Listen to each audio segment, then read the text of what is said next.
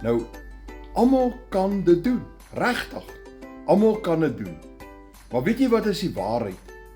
Almal is nie suksesvol nie. Wat sou die rede wees?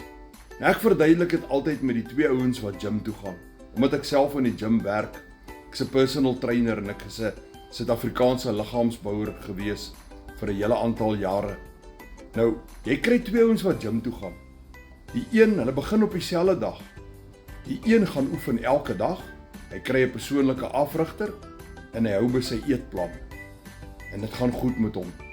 En die ander een daag net eenmal 'n week op en dan steek hy lui weg in die gym. En 3 maande later is hy kwaad omdat die ander ou goed doen en hy nie goed gedoen het nie. Jy sien maar die ander ou het die werk ingesit. Hy het die dissipline gehad. Hierdie ander persoon het nie. Hy het verwag alles in die lewe moet maklik kom. Nou as jy wil weet hoe ek dit doen, wat die manier is, wat is die blueprint wat ek volg wat vir my werk, en vir honderde ander mense, 27 miljonêers in Suid-Afrika.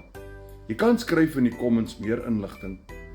Jy's welkom, maar as jy regtig ernstig is, WhatsApp my met die woorde meer inligting en ek stuur vir jou al die inligting om vir jou te wys hoe dit gedoen word.